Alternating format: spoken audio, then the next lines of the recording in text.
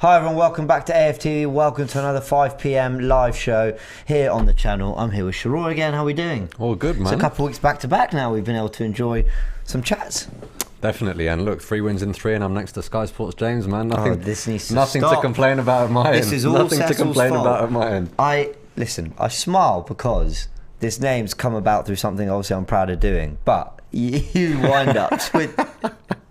Take it as a compliment. Oh, yeah, I'll take it as a compliment. I'm gonna have to go change all my handles because they're all AFTV James or whatever. I'm gonna just go James AFC was taken. Okay, I don't know what. Anyway.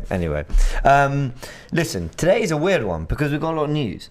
It's not necessarily Arsenal related news, but it impacts us in a slightly indirect way. Obviously, we've got some outgoings to talk about. We've got some other things.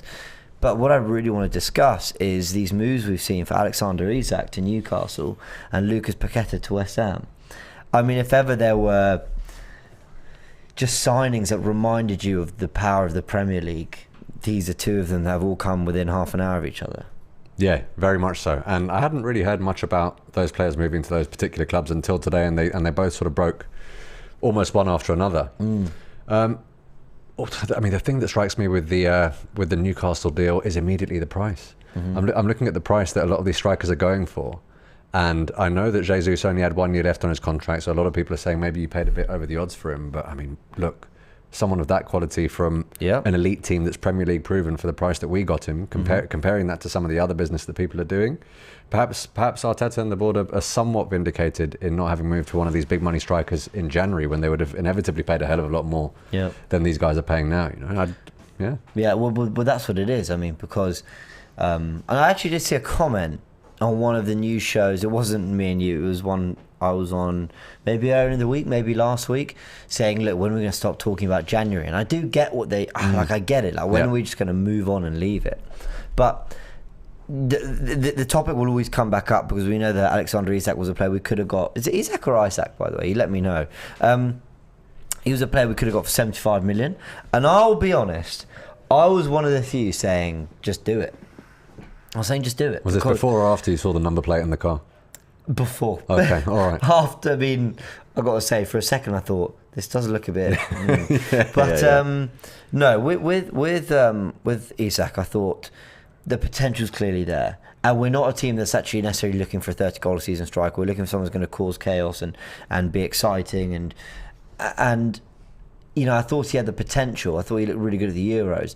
But in all fairness, I think if you were offered Isak 6 months earlier for 4.5 years, or call it 4.5 years for 75 million, or Jesus for 6 months less but for 45, you're always taking that Jesus deal, are you? Not only because he's a better player, but the value's clearly better as well. Yeah, I mean, I disagree slightly in that I don't think we should have been looking for potential when it came to the marquee striker. Yeah. Because goals were a concern identified by the club. Yeah, I got that wrong. Yeah. And we have that potential in Nketiah and Balogun, who we now know has gone out on loan. I think we had to go for someone who was a goal machine. Arteta alluded to it last year, in fact, when they were talking about, what sort of striker do you want to bring in? He said, well, someone that scores. Yeah. And I know this is the second time I brought this up when I've spoken to you, but if you just look at that scene in All or Nothing where Lacazette is sat down and they're showing him videos of Benzema saying, well, this is how this man scores, and you're great at the build-up, but you're not quite there. I think we did need that proven Premier League goal scorer, and that's why I'm more than happy with the business that we've done, and I think the club have been vindicated quite strongly. Well, also, if not just for what we've done with Jesus, also for the fact that they're now getting for 59 million less than the release clause, only proves that actually January is just a horrible month to do business in, because everyone is they're trying to have their own backs, which makes sense. They're going to be thinking, well, how do we replace a player like this in January, so late in a transfer window when we're in the middle of a season? They've got things to play for themselves, Real Sociedad, and so they were never going to really budge on that asking price. Even though apparently Arsenal and Arteta did really like him, and you can understand why. Skillful, very gracious on the ball, electric pace. I think he's probably actually a decent finisher. I know the goal record doesn't look great, but that will come, I'm sure, with age. Could play across the front three. I think there's a lot of reasons why you could see Arteta liking him. And the right age profile. Age profile, all that. But even just how do you justify spending 75 when 6 months later you can get him for 15, 16 million less? Now, I guess you justify that by saying, well, if it was the difference between us getting 5th and 4th in the Champions League, then already you've made your money back. I get that, but it's not even just that. It's the context of all the other options that were going to open themselves up come the summer. I'm understanding a lot more why they didn't do it. Yeah, very much so. And I mean, the real problem with that Hijack signing is you can't help but look at the numbers. Yeah, and when you're looking at 75 Shall we have a little million, look at them while you're go for it. I mean, look at the domestic and international numbers, because I'm pretty sure they're both relatively underwhelming. And I mean, there's no indictment of the player. It's just that if you're going to be spending 75 million on a striker, I think at most clubs, not least Arsenal, that is going to be your flagship marquee man. Yeah. And for that to be the individual that replaces your captain, who has left, and the backup, who is also leaving, when you're only left with someone who's come from the academy, I really think that had to be someone that instills not just confidence in the fan base, but also fear in opposition. Yeah. And I don't think Hijack would do that the same way that Jesus does. Well, that's true. And also when you see Gabriel Jesus pulling on the captain's armband, that just that's another layer to all this, which is we weren't just looking for someone who scored goals. We looked for someone who might change the mentality a little bit, who might go into some of these occasions that are perhaps a little overwhelming for a younger squad. They're not completely used to set expectation. For Jesus, it's what's this, you know? And that ultimately can be what gets you over the line. Yeah, that's what can get you over the line. And how often, when we had a bad result last year, were we saying these young players are not to blame? It's because when they look left and when they look right, they don't necessarily have that person to look up to that they can learn from, that elevates them, not just in terms of how they play, but psychologically. All of that would have been a problem with the Hijack signing as well. He would have been looking left and right and realising, oh, hold on, they're all the same age as me. Yeah. And none of us have won what we'd like to win. So I'm not too upset about the fact that he's going elsewhere. No, I hear that. So in the 21-22 season, 10 goals and 3 assists in 41 games. That's all competitions. Does that scream 75 million to you if we had to do that in Jan? No, it doesn't. And he did play most of those games as a centre forward, 31 of those appearances up front. So let's have a little look at the season before. I know he's got 1 goal already this season, goal against Barcelona. I saw it doing the rounds on social media, but I couldn't tell if it caught a little deflection. I don't know if you've seen the goal. No, I haven't. Okay, but the season before, 17 goals in La Liga. So he's shown he can be semi-prolific. 17 goals for Real Sociedad and 34. You know, a goal every 2 games isn't bad. Not bad, but do you think that 1 can be replicated in the Premier League, and 2, do you think that Jesus does better than that this year in the Premier League? Yes. Right. Yes. And I think 17 goals in the league, yeah. And listen, Jesus is a better player than Hijack and is a better option. I think ultimately that's what it comes down to. But there's potential there. So he is a player we were looking at. I guess the reason why we're talking about, you know, a Newcastle transfer so much, because it was someone that we really wanted. I mean, you know, we were following number plates and all. We were really keeping an eye on this one. Are you concerned as to how much he may elevate Newcastle, though? Because inevitably, due to their new ownership, they are a team that everyone is sort of going to be looking at, thinking, well, when are they going to catch up? And I think it's a matter of when, not if, given the amount that they are going to be backed. Is he one of those signings that you think could perhaps take them to the next level and attract a higher caliber of player? I know I've just been very praising of him, and I think you're going to say no, aren't you? I'm going to say no. I think his potential is very, very good. If he can play out on the right, or Alan Saint-Maximin can maybe do what he does out on the right, then maybe. But actually, in his 2, what I think are his 2 more natural positions, either wide left of a front 3 or up front, I don't think Callum Wilson and Saint-Maximin get dropped. There you go. So that's the one thing. But they eased Bruno Guimaraes into it, didn't they, last season? You know, he came in, massive reputation. Hit the ground running. Yeah, he did. And Shelvey, Willock, who started midfield for Newcastle the other day? I know Willock did. I know Guimaraes did. Let's have a little look. I want to know who was at the base for them in that draw against City. The point is, Guimaraes was at the base. Of course, Joe Linton, I'm being an idiot. So Willock, Guimaraes, Joe Linton. I mean, that's a good midfield, eh? 2 of them could have been Arsenal. Yeah. You know, I think in that front 3, Almiron being a left-footed right forward, you know, I wonder. But he's a very good player. And I think we've just learned a lot from A, the fee they're paying, B, the clubs that have been interested in. It's not like we're seeing Man City go in and Liverpool, and I mean that with all due respect, though I do think his potential is very good. So it's an interesting one. Arsenal shouldn't be looking to hijack this one at all, should they? No, not at all. Not at all. I mean, if we spend that kind of money on Hijack and then didn't address the midfield, I mean, I'd be mortified. So. Yeah. Yeah, I agree. All right, we've got some comments coming in. Let's see what people are saying. Andrea says Isak is slightly better than Sanogo. That is harsh. So I think this guy, the way he carries the ball, I think he's such an exciting dribbler. Shin says Isak is bang average. He did nothing against Barcelona, only deflected goal. Okay, so it was a deflected goal. Although Ali says Edu is a fool, so maybe he's not happy with some of the stuff we're missing out on. Grumpy says, big up Sky Sports. James, thank you for gracing us with your presence. You guys are idiots. I agree. But I love you all. I agree. Thank you for gracing us with your presence, my man. Thank you so much.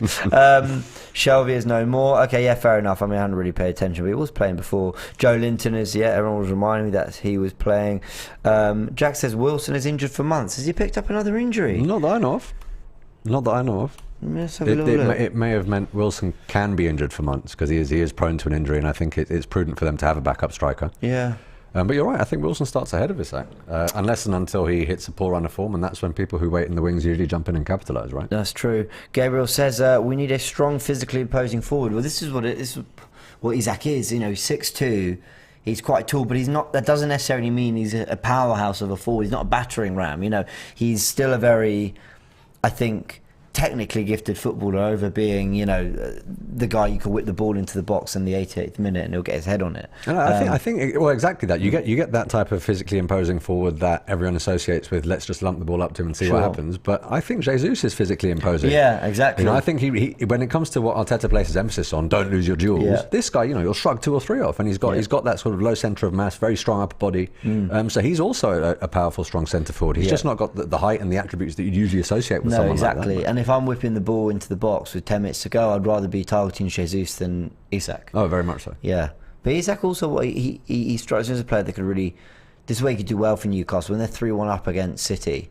Someone who's just stretching the game, you know, constantly on the shoulder. Yeah, I think he'll do very well. I really like that signing. I do think it was worth us discussing. But the next one we've got to discuss as well is Lucas Paqueta. Now, this is the main one. When we're talking about hijacking and, you know, maybe seeing what others are doing and maybe having a hint of jealousy, then the Lucas Paqueta deal is definitely the one that Arsenal fans online I've seen aren't particularly happy with. So this is the story. West Ham are supposedly in talks to him. His agents are apparently in London. But it's interesting what Dharmesh Sheth said. Let me just find the exact tweet. He said, this is from Sky Sports, and I can't even find it. I'll have a little look. But essentially he said that his agents are in London and they're looking to complete a move for a Premier League club, which I don't know if that was a typo, because he was talking about West Ham. So let me see. I'm sure I've got it here. Somewhere. No, it's gone. Are you saying that he didn't rule out that it might be more than one club interested? Basically, he said West Ham are in talks. His agents are in London. Fee, they're discussing around 40 million euros. Agents in London working on completing a deal with a Premier League club. Okay. So did he mean with the Premier League club because he'd referenced West Ham earlier in the tweet, or did he mean a Premier League club because they're talking to a few of them while they're down here? I think that would be really interesting. David Hornsey said that West Ham were working on the deal, bid worth about 40 million euros made, no agreement yet, but talks advancing over a fee and personal terms for 24-year-old Brazilian international midfielder. Is this one we should be hijacking? Being perfectly frank, I think that, and then a lot of people might say, "Oh, you're a typical sort of arrogant Arsenal fan here." But I think with this one, if this was a player that we wanted and were after, West Ham would not be in the running. I think we'd have got him, because if you're looking at not just the start to the season, but also we're in the Europa League, they're not. If you're looking at the project that we're trying to build, and the fact that he's got a lot of international colleagues around him, and Edu's links, I think that if this was someone that we really wanted to go hell for leather for, I think it would have been done. Now, whether or not we ought to hijack it is very much contingent upon whether there's anyone else in the wings. I don't know about you. If I had to choose between, I know people are getting tired of the Tielemans stuff, by the way, but he is the one that we're most linked to, so inevitably you think about him when you think about this debate. If I had to choose between Tielemans and Paqueta, it's very difficult for me to argue as to who may have the highest ceiling, but I will always go for someone that I've seen do it in the Premier League over someone who I haven't yet seen, because notwithstanding the fact that people like Bruno, for example, came into the league and hit the ground running, that's not always a given. Whereas there would be an element of comfort knowing that this is someone who has won trophies domestically in Tielemans, and I've seen him do this against elite teams in the Premier League. And I just think that would be a slightly safer bet at a slightly lower fee. And I see no reason as to why he couldn't kick on under Arteta in the same way that Paqueta could. However, when it comes to natural ability, finishing with both feet, that element of flair, not necessarily being scared to try on a few tricks, getting out of really tight spaces with 2 or 3 players around you. He also, from what I've seen anyway, he's not afraid to occupy the wings either. No. You know, he does make runs in slightly unconventional positions. Now, whether that suits an Arteta system that has historically been criticised for rigidity remains to be seen. But I'm torn. Should we hijack it? Should we not? I just think that if we haven't gone for him, it means that Arteta hasn't identified him as a number 1 target. And to be honest, based on the recruitment, I'm more than happy to trust Arteta's take on this. Yeah, they've been doing a lot of business, Arsenal, really since last summer, that I've ultimately agreed with. That I've liked why they've Ty entering the studio and trying desperately to avoid the cameras. Bless him. It's all good, Ty. I trust them. If they're not going for a certain player, I trust there's a reason why. If they feared a player that maybe we're not completely sure about, your Ramsdales of the world, 50 million Ben White, then again, I trust now that there's a reason why they're doing it. They have definitely earned my trust in the window. That window went a long way towards earning trust in terms of transfer policy, particularly when you're talking about rectifying the damage that the Willian window did. Looking at that Ramsdale window, we didn't know much about Tomiyasu, didn't know much about Lokonga, didn't know much about Tavares. You know, I mean, these are all players that you can see they've either slotted into the first team or you can see a way into the first team for them, and that's all you can really ask for. Yeah, I agree. And when I look at this Lucas Paqueta one, I'm like, he's clearly very talented. If I'm to be differentiating a little bit between them, and I do know, before people in the comments scream about it, I do know that supposedly Paqueta's defensive stats are actually very impressive, and I did have a little look into them. They are, you know, for a player who's considered slightly more creative, he has dropped in comfortably into midfield 3, I believe, for Lyon, so there's no real reason why he couldn't do that. I just think, for the sake of a little bit of balance, diversity in our squad, another left-footed creative type who's a bit flary like an Odegaard Vieira, I don't know if we need that as much as we need a Tielemans who can be like a clearly not as good version of Thiago, but maybe one day, who knows. I mean, Thiago's world class, let's be honest. You know, that right-footed player off the left of midfield 3 who can kind of be creative, has got a good cross in him, can score goals from midfield, but also can drop into the 6 and dictate a little bit in the way Jorginho does. I feel like there's a slightly more, it's not that he's necessarily defensively better than Paqueta, it's that he's maybe slightly comfortable from deeper areas, if that makes sense. Maybe I'm going a bit too far. Let me know in the comments. We'll have a little look in a sec, actually. That's where I would just differentiate between them, and I feel like profile-wise, we maybe need a Tielemans slightly more than we need a Paqueta, though both would add a lot to Arsenal's midfield. Very much so, very much so. And I agree with all of that. The only thing I would say about Paqueta is he is very much a sort of get bums on seats player. People would I think eventually, because of the way that this guy's been developing and some of the stuff that he tries, people would pay to watch that guy. Yeah. But again, I don't think that's something that Arteta's too worried about. He's not necessarily looking at how is this individual going to shine as an individual in my team. He looks at how cohesive is my team going to be with this individual. He approaches it from a team manager's angle, which is one of the many things that I love about him, man. Yeah, I agree. Breaking news. Oh, damn. Just saw. 47 seconds ago. Okay. David Ornstein himself. David Ornstein himself has said that Nice have reached an agreement with Arsenal to sign Nicolas Pepe on a season-long loan.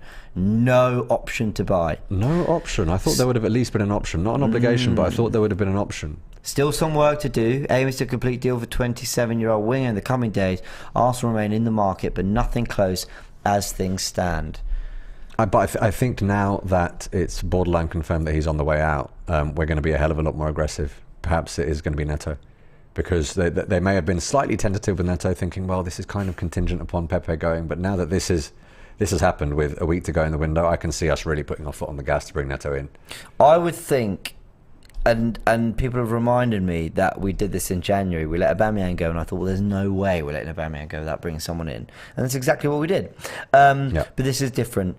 3 domestic competitions and a Europa League that we absolutely can win if we're sensible about it and we balance it in the right way with the Premier League, which I think we can have a good go at in terms of a good position and top 4 qualification and all that. I think Pepe who's proven himself a little bit of a master of the Europa League in terms of always very good in the groups, not a player that's particularly phased about impressing, just goes out there, can score goals at that level very comfortably, especially in the group stage. I think letting him go must mean that there's someone coming in, because I just don't know who we turn to if someone like Saka's to get injured in the Premier League, and suddenly who do we have that's can score goals in the Premier, even though he's not convinced, even though his overall consistency is lacking, you do know he can score goals at that level. You know he can do something at Premier League level. Jesus on the right and Nketiah down the middle. Well, it might be that. It might be Smith Rowe on the left, Martinelli on the right. There are a few, but I would just think it's a long season ahead.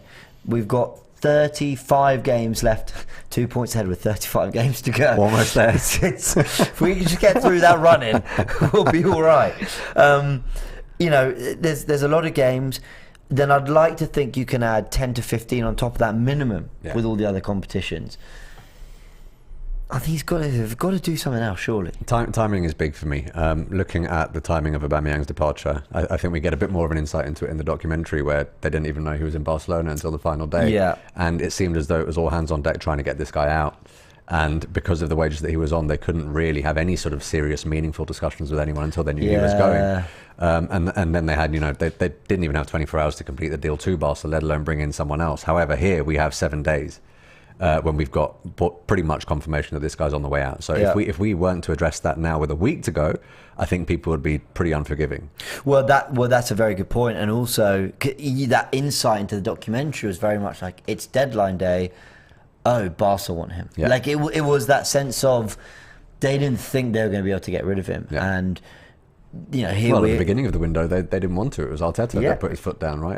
All the chat was, we need to reintegrate him, but the manager stuck to his guns. And said, look, what sort of message does it send if this guy sticks around? I'm not having it. I'm sorry. Yeah, exactly. And that was why that readdressed my understanding of the situation, which was Arsenal weren't looking to sell and upgrade. They actually saw just the moving Abamiang on as a success for going forward, in terms of summer plans and all that. Whether you agree or disagree, of course, is up to you guys, but that's clearly what ended up happening. So I think with Pepe, a lot more calculated, quite clearly. We'd been hearing for a while that there was a good chance he'd go. Now, there's something else in this statement from David Ornstein that I really like. No option to buy. Now, people might be like, well, why? Because often when we loan players that haven't been on form, aren't wanted for some reason, your mate Lenars, your Genduzis, your whoever, when there have been buy options included, or if you're to include buy options, you're in a very poor position to negotiate. They'll say, well, we want the buy option to be 10 million. You can't go, no, 30. They'll be like, why? You're giving this player to us. You don't want him. If you thought he was worth 30 million, you'd be keeping him. What I like about this is it's an opportunity for us to let Pepe go. Hopefully he thrives. Hopefully he smashes it. He'll be playing with Schmeichel, with Aaron Ramsey. Hopefully he'll do really, really well. And then when he comes back next summer, we're in a position where we go, right, 28 years old, still 3-4 years at your peak. Put your offers on the table. And hopefully you recuperate 20-25 million for him. And if he doesn't shine, how much do you recuperate if there's no option? That's the problem, isn't it? It's about how risk averse you are when it comes to these contractual terms, and it's about how much you believe that he will thrive and add value on this loan. I think maybe from what you're saying, actually, I mean, you've probably swayed me. I think the no buy option was maybe something that Arsenal wanted in. I agree. I think absolutely Arsenal. I think Nice would have wanted 10-15 mil. If we're happy to pay it. Yeah. Let's wait and see. I mean, Pepe is one of those players that I genuinely mean it when I say I wish him all the best on this loan. And I think after this loan, there is little to no prospect of him being reintegrated into this team. This is the first step on the way out. But look, very fond memories of the player, if I'm being honest. I mean, obviously he's not hit the heights that we expected, but I'll never forget my first watch along when I just dropped to my knees when he scored that goal against Wolves, and then set up Lacazette for the other one. And I think in that league, look again, he thrived in that league before he came here. There are certain players that are perhaps not a great managerial fit or not a fit to a league or whatever. How often do we see it? And they go elsewhere and they bang. Yeah, he could very easily be that. And then exactly what you say comes to fruition. Maybe he does add value. Yeah, I hope so. And listen, beautiful place, Nice. Oh yeah, He'll go and absolutely just enjoy himself, play your football, go back to a league where you're more comfortable, where you played your best football. I think it's a move that works for all parties involved, especially that no buy option. I really think can be a good thing for Arsenal. All right, guys, apologies because we have neglected your comments a little bit. So let's see what people are saying. Get Milinkovic, Savic, and Zaha, says Oysen. Bassett says I want Paqueta at Arsenal. Yes, we did sort of fly over that because of the breaking news, so we will touch on that Paqueta stuff a little bit more. Charles says, are we sleeping on Smith Rowe being moved to central midfield? What do you think? I don't think we're sleeping on it. It's just very difficult to talk about who's going to play in that central midfield. One, because we know who starts in there if they're fit, and two, we touched on it last time. We need to see what happens with Fabio Vieira. We have absolutely no indication as to where he starts in this team. Yeah, very true. Says Odegaard has Paqueta's stats, but in the Prem. Okay. Archie says he has a year left on his contract when he comes back. So that's Nicolas Pepe. Interesting. Okay. Yeah, well, there you go. I mean, okay, then that makes it even a little bit more difficult. I just think ultimately, whatever buy option we got on this, it leaves the buying club with the power because it's an option, it's not an obligation, and it wouldn't have been a fee that I think we'd have got much value out of. So I think hoping that he goes there and does brilliantly is better for Arsenal. Yeah, and I know that a lot of people might be sitting there thinking, well, Arsenal seem willing to sort of tear up contracts and let players go for free, but they're not doing that with a £72 million acquisition. Sure. This guy is still, I believe, our record signing. Yeah. So this is one that they will be very reluctant to make that bigger loss on. Yeah, I completely agree. C-Dub says, people don't realise how good Paqueta is. Sign Zahi is a beast, says Shax. What's this? iCast saying no one on AFTV is an ITK. When did we claim we were? What else have we got? Marcus says Zaha has been rumoured today. Yeah, we're going to touch on that in a sec. Let's just go through your super chats as well. Thank you everyone for your comments, and thank you everyone who is supporting the show at the moment. There are 4,000 live viewers, so do hit the like button if you are enjoying it. Go subscribe to the channel so you can get all the updates, everything we're doing. Supporters club's coming out. Sheroy's on that. What have we got? The previews for Fulham. Yeah, lots coming. Lots just in the world of Arsenal. It never ends. And of course, in this final week of the transfer window, anything that is happening, any breaking news, will be absolutely on it, of course. Ash says, the quality of players distributed across the Prem means virtually no game is easy. If Arsenal beat Fulham, don't let anyone say it's an easy run. I completely agree. Let's touch on that properly because it brings back the Paqueta stuff as well. I mean, Isaac getting... Yeah, so Newcastle getting Hijack, West Ham getting Paqueta. Then you look at Leicester having James Maddison, Yuri Tielemans, Ndidi, Fofana, and they're not having a good season. Aston Villa haven't had a good start. They got Buendia, Coutinho, Watkins, Danny Ings, Boubacar Kamara, who is linked with top clubs around Europe, and he's gone and playing at the base of Villa's midfield. Wolves get Mateus Nunes, Gonzalo Guedes. I mean, there is no easy game. This Paulinho is the one that worries me at Fulham. Paulinho, João Paulinho, real player. Oh, real his player, quality. and he's playing for Fulham, where a lot of people are saying, they've just come up, they're going to go straight back down or whatever. But you look at the quality they have on that pitch and how they've started performing. I'm not saying that we shouldn't be beating them. I'm not saying that I don't think we will, but I couldn't agree more with that comment. There is absolutely no such thing as an easy game in the Premier League, and if anyone wants any proof, look at the vast majority of the clubs that we thought were going to win in the last 3 game weeks and look at what happened. You just can't call it. I know certain man's accumulators are going down the drain because it's impossible to predict what's going to happen on a weekly basis. Yeah, it really is. It's a nightmare. I look at the fixtures. I mean, even these 3 we've had: Palace away, Leicester at home, Bournemouth away, and now Fulham at home. And with each one, and I'll be honest, I was sort of doing the whole trying to ease things a little bit before Fulham, but before Bournemouth. But I was looking at their team and going, I'm not sure about this 11. If I'm being completely honest, though, I liked Parker and I actually think they've shown a bit about them that they could easily stay up. But with most of them, I'm going, he could hurt you, blah blah. If we're not on it, Fulham have some players that I was discussing in the preview. They've got some players like Mitrovic, Leno in goal, Adarabayo at the back. Mitrovic is the type of striker that a lot of people were actually calling for us to obtain as a backup. Yeah. There are so many clubs in what you would call traditionally, the lower half of the table or lesser clubs or whatever you want to call them. That, some of them could walk into our squad. I wouldn't say our first team necessarily, but that's testament to the quality in this league. Yeah, I agree. Carl, what a question. Would you rather take a Paul Pogba power shot to the groin or lose the league to Spurs by a point? Paul Pogba can line that shot up all day, bro. Yeah, that's a no-brainer for me. Give it your best, Paul. Absolutely. There is no way. No way. No. Yes, I'll take the shot. Not even the league. When it comes to giving up any ground to Spurs, when I know the North London derby's in the calendar, I'm not kidding. Every day for a fortnight before that, I'm sitting there thinking about that game. Yeah. I don't think even a Carabao Cup final I'd be happy to lose. I'd be losing my shit. No, yeah, agree. Abdullah says, Isaac netted 6 and assisted 2 in 32 appearances. Missing Paqueta could be a blessing, just like Aouar. Let's just not focus on Premier League proven targets such as Neto or Tielemans. Yeah, I wonder if that Neto stuff will pick up now that Pepe's sort of out the door. You alluded to that, maybe. Arsenal getting their foot on the gas now. KD says, Robbie rightly screened for Mitrovic last season. Would you like Mitrovic in this squad? At whose expense? I mean, the problem is I now think, because Nketiah's on 100 grand a week and has the number 14, I think he one, will get game time, but two, I think given his performance at the back end of last season, he deserves it, you know? So I now don't want...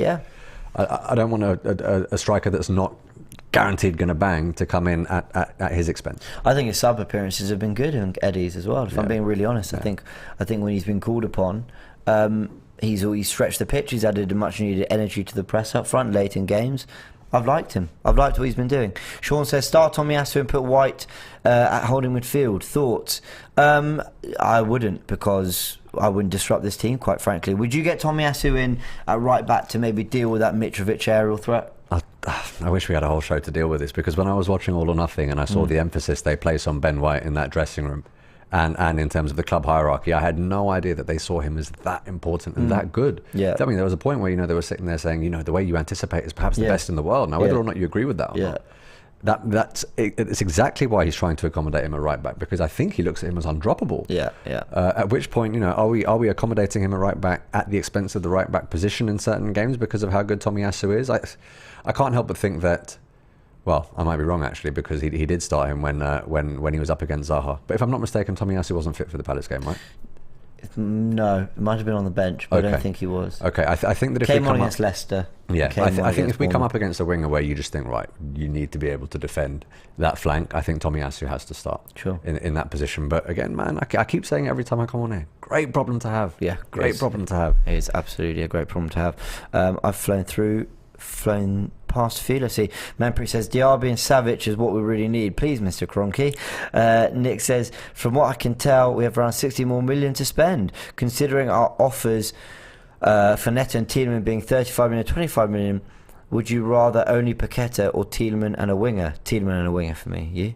Tielemans and a winger, but I also would stress that those are our opening offers, and opening offers are made in all walks of life, knowing that you're going to end up paying more. So if that's what we're bidding now, that isn't what we have available to spend. Well, exactly. We've got more in the tank, and sadly, other clubs know that. So this is going to go down to the wire. You're not emptying the bank to open negotiations. Vijay says, we've been poor for so long. I can't help but feel wary, even when we see good times. I want us to play like losing wasn't an option to begin with. I know what you mean. There's that classic element of we've got that slight PTSD as Arsenal fans, because we've seen it so many times when we think we're on the cusp and then something goes horribly wrong, and that's why I've been doing my best to stay grounded. But this isn't necessarily like other seasons where we've had winning runs, but the performances have been slightly unconvincing, or we might have got away with one. This really has been strong stuff. I think obviously that could change because we're only looking at one game a week right now. But look, first time I've been excited to see. No, it's true. I know people getting excited for. I mean. Cecil's tweeting on Tuesday, I can't wait to see the team on Saturday. People are getting excited. Yeah. Big up Cecil, man. He's in the building. Should have been getting mad love for that tweet. I saw a few people giving him stick for being excited to watch his football team. I found that wholly bizarre. I know, mad, isn't it? Everyone's enjoying it, and Arsenal have been on fire. I mean, I get it. I can't wait to see Arsenal play as well. I'll always be that little bit nervous, but that is just because I want it so badly for them, And I feel that way from the minute the final whistle goes in the preceding game. I'm immediately looking forward to the next one. What a great feeling. Yeah, it's true.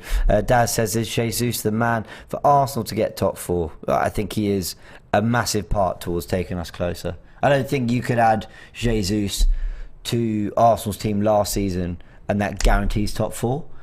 But I think it takes us a hell of a lot closer. I mean, listen, if we had Jesus starting in some of those defeats, then we get top 4.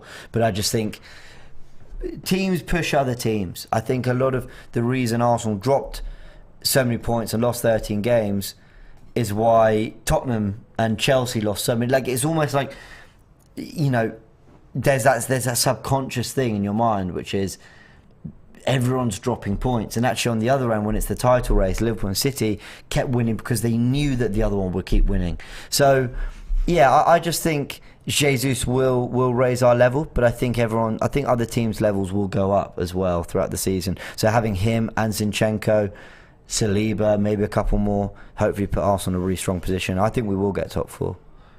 I mean, you're saying it. You think we will? Yeah, I've been saying it from the start of the season. Yeah. Big up. Yeah, I think we will. That's the most conviction in a prediction I've seen, man. From me, especially. Yeah. No, I do. I think it'll be Chelsea drop out, but I don't really care who it is. I know. I think we'll do it. The standard of competition around us is so high. I mean, I know that a lot of Arsenal fans might give me stick for saying this, but there's absolutely nothing to say that United can't galvanise themselves and suddenly put together a run that no one expected, or that Conte's Tottenham don't just have to do what they've been doing this season and relying upon the odd moment of brilliance from a Son or a Kane like they had to against Wolves, and they just start playing some wonderful football with these wing backs. You know, there are a lot of variables, and I can't write Chelsea off just yet. No, I hear that. But yeah, look, again, I don't want to be looking left and right, man. I want to do what we ought to be doing, which is focusing on us. And if we are the best we can be, then I too think we'll get top 4. Yeah. Fresh Prince says it's pronounced Isak. Oh, as an Eritrean, his name is Isak. Thank you very much. Thank you very, very much. Arsenal is the most popular team amongst Eritreans. Alexander's boyhood team was Arsenal. Didn't know that. Thank you very much for the insight. Go absolutely smash it in Newcastle, mate, and then we'll come and pick you up, hopefully. That's the idea. But listen, Newcastle will be a force to be reckoned with. What have we got here? Touch of Awesome says, every Arsenal fans... whipping their groin out. This is after the super chat about Paul Pogba. Yeah. For a sec I was like, they're what? Aston Mac TV. Aston, is this Aston's account? YouTube channel. We met Aston out in Orlando. Love Aston, man. Looked after us out there as well. Says, do you think Tielemans makes the starting 11 in this form? I'll take him, but I can't help but feel we need to aim higher. He doesn't get in currently. If we sign him tomorrow, he's not starting against Fulham, but his potential is there. I think he could be a really good player, Tielemans. And long term gets into this Arsenal midfield for me. Yeah, and I really don't want to sound like a broken record, but I'm not necessarily looking at a signing in that position, looking for a guaranteed starter. I'm just worried about the drop off in quality if whichever one that starts gets injured, and that's always been my concern. I think Tielemans is good enough to add to our squad in some way, shape or form, and will certainly elevate us in the other competitions, even if he doesn't start in the league. So to me, it's a no-brainer if we can get him for the price that we want him. I agree. Jay just says, I'm only scared for when we play teams that can successfully attack and press us. How we handle that will be interesting, but I am happy we're able to enforce our style of play on teams. That's true. We don't do bad against those teams, though, you know. Well, no, because we quite like playing through them. We quite like, you know, we quite like the game opening up, the pitch opening up. So that's true. But I know what you mean when you're really suffocated by a team. Yeah, that could be tricky. All right, so we touched on Paqueta. So, do we hijack Paqueta? It's going to be such a boring answer, but for me, the answer has to be yes if there's absolutely no one else lined up. But I can't help but feel that if he was the primary target, we would have got him, and West Ham would have been out of the running. Yeah, I think for me it's a no. That's not doubting his quality. That's just that I think while it's slight differences, Tielemans is slightly more what we need. Even as I'm saying it, I'm wondering. But anyway, both would be brilliant. So pick one. That's not happening. Yeah, no, sorry. So both are brilliant. So pick one. Yeah. And then add Neto. Exactly. Yeah, that would be exciting. Isak, cool. Going to Newcastle. All the best, mate. All the best, just not too good. I mean, we don't want them really getting up to after that performance against City. You know, what have they got? They got 2 draws and a win, but it's against City and a draw away at Brighton. So they've made a good start, Newcastle. So yeah, very aware of them as well. But yeah, I think a good move for Isak for sure. He's moving to a club that have immense potential. Paul says 20 million for Tielemans is a bargain, smart business. I agree. Let's hope we do it. Another player we're very, very loosely linked with was Wilfried Zaha. I love this guy. It's sort of I love him too. It was thrown around. I've done for years. I wanted him when we got Pepe. I wanted him that season. Me too. And it was thrown around that he's still on the list. They're just looking at Pedro Neto, they're looking at Mudryk, Gakpo, all these players that we've seen listed, and Zaha apparently is just one of them. I think not for me. If it were up to me, I'd bring him in. I just think for the people at the club, it feels like this target, they've just moved on from this one. A bit like Houssam Aouar, they've just moved on from. And you look at the age profile of the players that they sign. I can't necessarily see Arteta wanting to bring in someone at the age that Zaha's at, even though I think he's still very much at the peak of his powers. I don't think he's dropped off at all, if I'm being perfectly honest. But realistically, I think he's got 1 year left on. This is his final season, isn't it? Zaha, I think he's out of contract at the end of this season. He's got 1 year left. Yeah. How much do you think someone like Wilfried Zaha goes for, given his importance to that Palace team, the stage we're at in the window, but also taking into account that Palace will be acutely aware of the fact they may get nothing from him next year? I mean, what sort of bid do you think it will take to get him out? I think it will be more than we might end up having to pay for Neto, at which point I'd probably go for Neto, because that signing has a bit more foresight. Probably 50, 55 to get him out. To get Zaha out? Yeah. And I think Neto, you could, if Jorge Mendes works his magic, you could get him for 45. Maybe even 40. I think if it comes down to it, and he forces the move, I think that's a massive part of the whole situation. Apparently, Newcastle United are also pushing to sign Conor Gallagher from Chelsea on loan. Yeah, that would be a very good signing, even if it is a loan signing, and it does make sense because Conor Gallagher hasn't really been starting for them in the league. I know he's starting a few pre-season games, but maybe it is time for another loan for him. Newcastle doing some good business, man, and I've got a lot of time for Eddie Howe. I think he's doing a tremendous job there, and I like the job that he did at Bournemouth before it went sour. Yeah, I'm just reading the online reaction to all the news around Pepe going, and I mean, it's just constant transfer updates. It's going to be a very, very, very busy week. I believe another comment, super chat, has come in. Manpreet says, how about a poll, Neto versus Diaby and Tielemans versus Savic? Well, we can only do one of them. So let's do Neto versus Diaby just in the final 5 minutes of the show or so. Let's also discuss Maitland-Niles having to choose between West Ham, Bournemouth and Southampton, it looks like. And it's going to be a permanent move. Is there one club in particular that you think... I mean, firstly, do you think this is Maitland-Niles' level? And B, is there a club there that suits him best?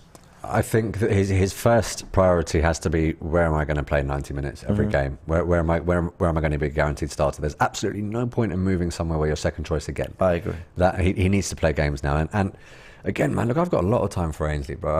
I've always liked the guy, and he's one of those guys. I've really wanted to succeed, and I've been so unhappy that it hasn't happened for him. But I can't help but also perhaps look at him for the reasons as to why it hasn't happened for him. I know it might sound harsh, but I feel as though he has been trialled in different positions, and he's had the odd opportunity to really make it his own, and he hasn't quite done that. Yeah. And I hate to say things like that, because I back all our players, not least the ones that I really, really do like. Looking at those teams, I think. Well, you know what, mate? I was going to say Bournemouth are probably the favourites to go down out of those three, but I can't rule Southampton out either, man. They haven't looked that great. Well, they've pulled together a few decent results, if I'm not mistaken. I think, just having a little look. I mean, obviously they took the lead at Spurs and lost. Does he start at West Ham? When I type in Bournemouth, sorry. Does he start at West Ham over Souček in midfield? I mean, Souček is. Oh, you're assuming that he is going to play midfield wherever he goes? Yeah, sort of. I know he's always said that he wants to play midfield, but again, I think if he can get a Premier League team where he starts, even if it is in the fullback position, he should take it, man. Because now he just needs to play football. What a shame it would be for this guy's career to be. I was trialled in a number of different positions. I was sent out on loan. I didn't really start or have an impact at any of them. I think he needs to sort of forego the position preference and realise that it's an absolute honour and privilege to be able to play for a Premier League team and just give it your best wherever you go. Yeah. Did Gineppo play left back for Southampton the other day? No idea. Well, anyway, they won. They won at Leicester. Before that was a draw with Leeds at home, and they lost 4-1 at Spurs. But they did take the lead in that game. Yeah. I think he gets minutes in midfield for Southampton. I think he gets midfield. Actually, no. Joe Rebo, Aurel Romeu, Ward-Prowse. I'm not just talking minutes. I'm talking guaranteed starter. That has to be what he's looking at. That has to be what he's looking at. Well, then, if you want guaranteed, then probably Bournemouth. But I think he could, if he found his best form that we have seen him before. We've seen him in before at Arsenal. Maybe, just maybe, he could be a midfielder alongside Declan Rice at West Ham. I think he's better on the ball than Souček. Yeah. I think he's a bit more elegant, a little bit safe. Probably a bit safer in possession, and He's got that dynamism, but he's not a threat from set pieces. So does David Moyes want to evolve that West Ham midfield a little bit with the likes of Paqueta as well? And you've still got some brilliant players. Oh, like yeah, man. Fornals, Lanzini, Benrahma, Bowen. They've got some real technicians, technicians. So, and you've got Antonio Scamacca up front. Look, it's incredible looking at a team with that quality sitting bottom, and I'm sure they'll come good at some point. Yeah. Would you, if you were Maitland-Niles, would you prioritise playing time over choosing a team that you think is likely to stay up next season, or would you be willing to go to a club that you know you will play at, but you do risk being in the Championship next season? It's a tough one, isn't it? Basically, if I had 3 equal offers from all 3 of them, I'm picking West Ham. Even though they're the best of the 3, that's the side that I think you'll probably get the least guaranteed game time, because I think he likes Souček and all that. I just still think his potential is there, that he could work his way into it. I know what you mean. It feels like he'd be doing himself a disservice at Bournemouth or Southampton when compared to West Ham, and that West Ham might be the team that's slightly more suited to the level that he's at. I think he could find form and compete. Yeah, I've always thought that about him. I really hope it comes good, man. I got a lot of time. I like him. But by the way, we're not saying this as some like, oh, we don't want him at Arsenal. Who do we have to give him to? I really like Maitland-Niles. I think even he knows that it's time to move on from Arsenal, man. Yeah, the reality is sometimes these things happen. You know, there's no room for sentimentality in football. Yeah, I agree with that. If you want to win. Yeah, it's a great question. Do you want the guaranteed game time? 72% have voted for Pedro Neto over Moussa Diaby. Do you think that's the Premier League proven thing again? It must be, and inevitably, I think, because people more often than not watch the Premier League a bit more, they may well have just seen a lot more of Neto, and he may have grown on them a little bit more. Yeah. Olu Coyote says, "Hey James, you're doing a great job on loan, covering Transfer Daily. Thank you very much." I have to agree, you lot are smashing it in Robbie's absence, man. Well, I appreciate it. Thanks. He says, "My preferences are Neto and Tielemans, though the latter." I've started slowly. He's talking about Tielemans having a slow start to the season. Of course. Yeah, very good point. Real Talk says, serious question. Do we now live in a hypercritical society? We don't give people time or respite in bad times. If we ever treated like that, we'd have no jobs. I mean, okay. I'm wondering what it's referring to. But I think sometimes, we are hypercritical. I think we look for what's gone wrong rather than what's gone right a little too often.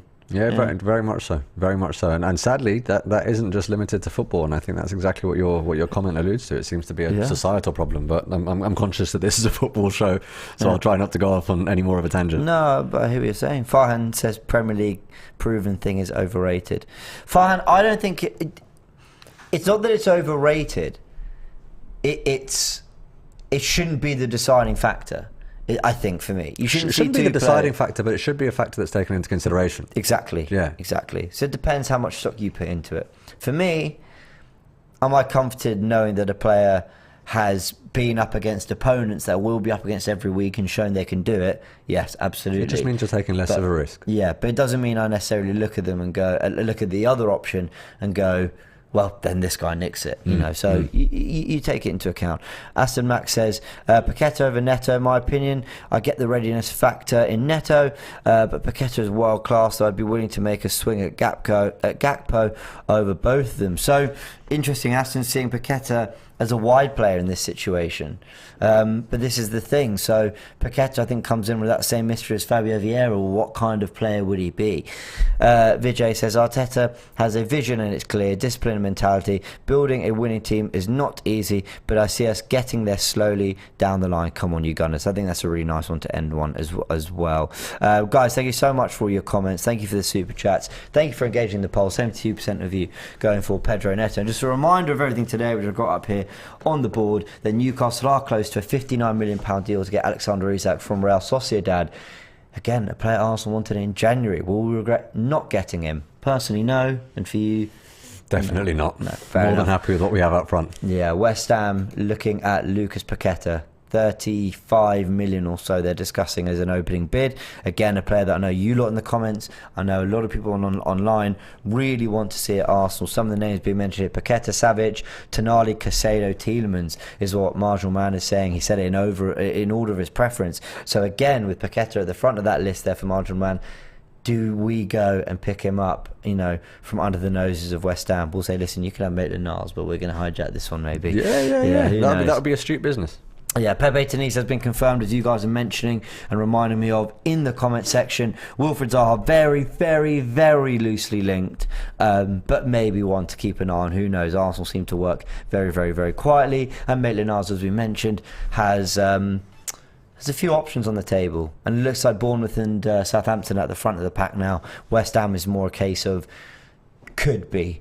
But I think maybe they have other priorities to do. Sure, I'm going to thank you as always. I know the comments love having you here. I know the AFTV audience have, really take to your show. So big thank you for joining me, mate. Man, thank you for having me. Honestly, it means a lot, and thank you for all the love in the comments as well. I see every single one, and it really means the world. So there thank you. Go. No, honestly, a pleasure having you on. All right, guys, we'll leave it there. More to come this week as always, and on Friday's Europa League draw. So we'll be finding who will be playing then as well. So look out for that as we preview Fulham throughout the week and keep you up to date with any hopefully big transfer news. And Pepe being on his way out, that is a big one. All right, we'll leave it there. Many thanks.